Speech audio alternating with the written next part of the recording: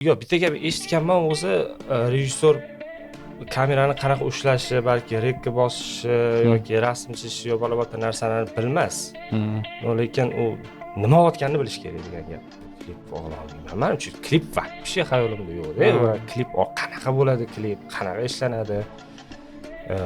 Keyin ko'rishganda, keyin ko'rishdik, Sardor men Johir mana bunaqa shular qo'shiqni eshitib ko'r degan.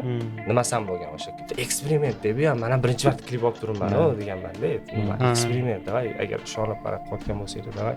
Keyin olganman, keyin olib ko'rganman. Shunaqa qo'llar muzlaganda, nima bo'lar ekan? Birinchi eshitaman, birinchi ish, keyin butun xalqqa chiqadi-ku. Uni chiqatdan o'chirib tashlab olmaysiz, o'xshamasak. Pa optu, unaqa javlaq optim ham ko'p emas. Endi aytmoqchi bo'lganim, shu paytgacha olgan kliplarimdan kelib chiqamanki, to есть klipda hamma narsa mumkin.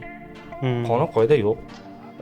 Xohlaganingizcha qiling. Kimdirlar shundan olib orqasiga dollarlarni taxlab qo'yib yoki bitta bankka ichida просто trek olib chiqarib yuborsa ham bo'ladi.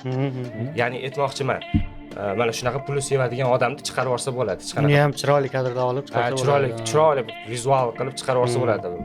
Yuksak g'oyat qilish shart emas yoki boshqa narsa qilish shart emas. Shuni chiqarib yuborsa bo'ladi. Qonun qoida yo'q. Xohlasangiz qiling, xohlasangiz qiling. Bu sizga. Kim bitta joyda bu joyi referens bo'lgan, mana bunaqa klipdan dedi. Kim o'ylab kulib oldim. Va hech klip ko'rib referens qilmaganmiz-da biz. Ham horror. Yo'q, horror emas, endi thriller. Endi o'zim yo'nalishimda, chunki yozib qo'ygan bir ikkita g'oyalarim bor-da. Endi o'zim anti-utopiyaga qiziqqanim uchun o'sha anti-utopiskiy qanaqadir thriller qilgim keladi.